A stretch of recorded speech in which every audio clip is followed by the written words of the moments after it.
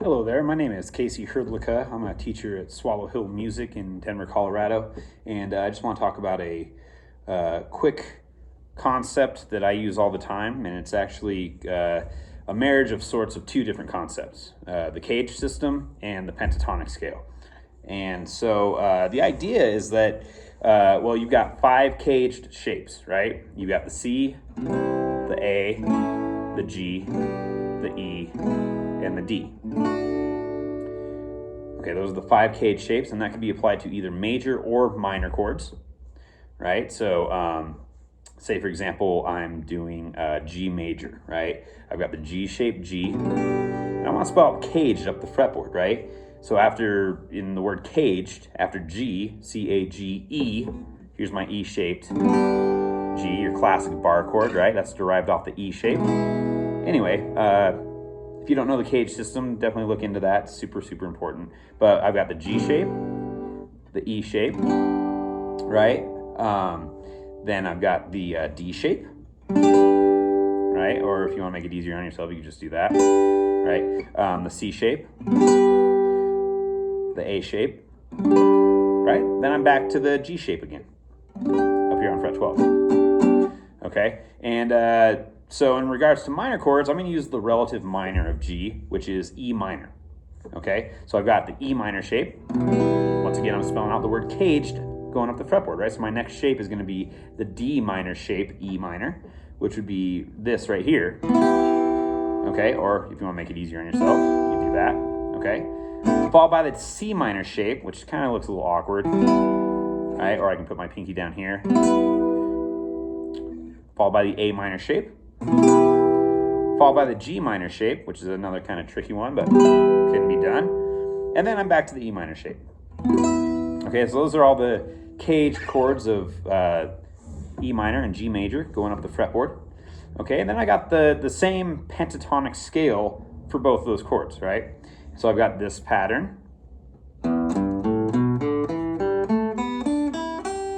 Right, I call that the first pattern of the E minor pentatonic scale because on string 6, I'm starting with an E note. Okay, so that's my pattern 1. Okay, now here's my pattern 1 of the G major pentatonic scale, which would be pattern 2 of the E minor pentatonic scale. And again, why I'm calling that pattern 1 of the G major is because I'm starting with a G note here on fret 3 of string 6. Okay, notice that for the E minor shaped E minor, my pattern, what I'm calling the pattern 1, starts with my E note on string 6, right? What I'm calling pattern 1 of the G major, I'm starting with my G note on string 6, okay? And they're both E shapes. It's pretty interesting. Okay, anyway, but this could also be thought of as the E minor pentatonic scale right here, right? So anyway, they're one and the same. They're the same scale.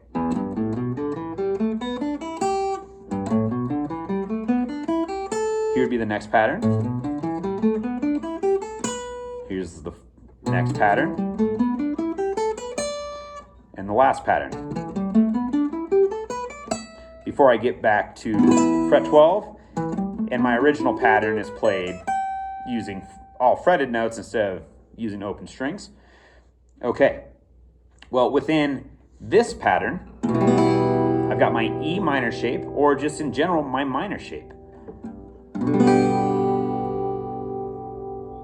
My E minor shaped,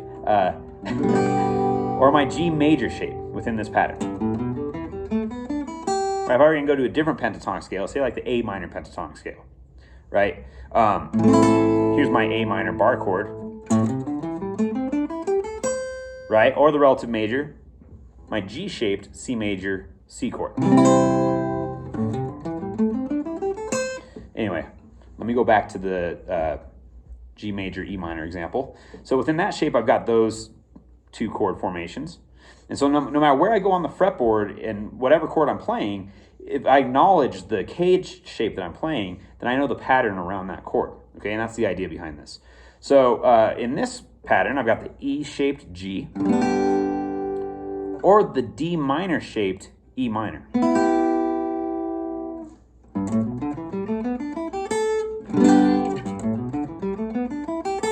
Okay, in the next pattern, I've got the D-shaped G major chord, right? Or the C minor shaped E minor.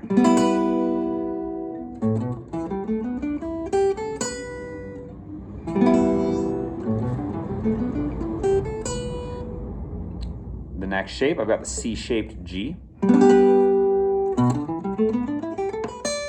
or the A minor shaped E minor.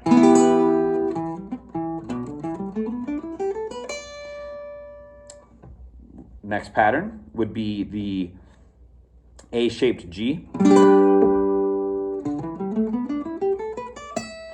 or the G minor shaped E minor.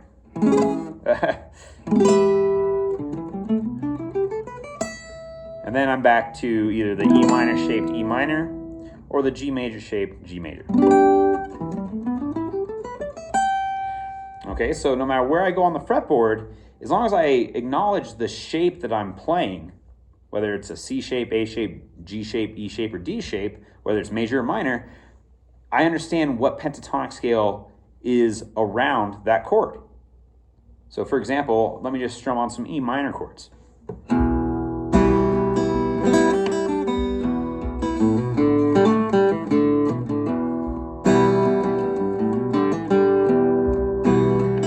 Here's my next pattern.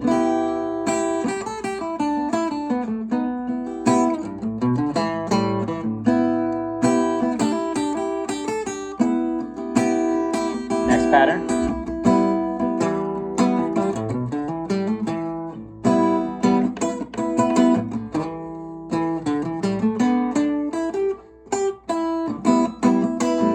Next pattern.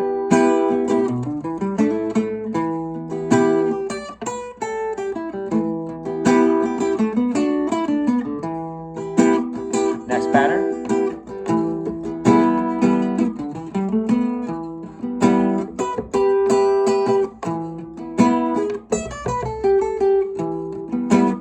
And then I'm back to my original pattern.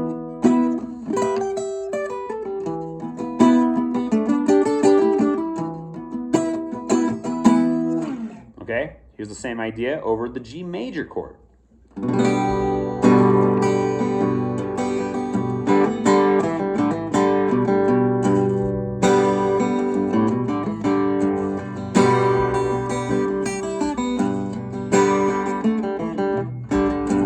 Same scale, right?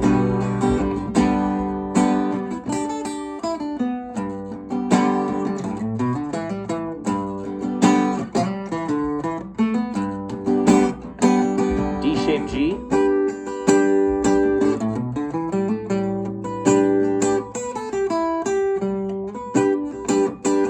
C-shaped G,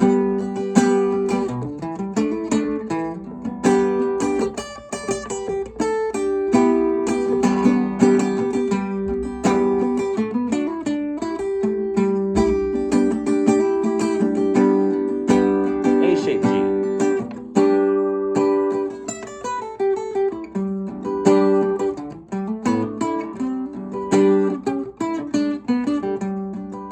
now I'm back to my G-shaped G.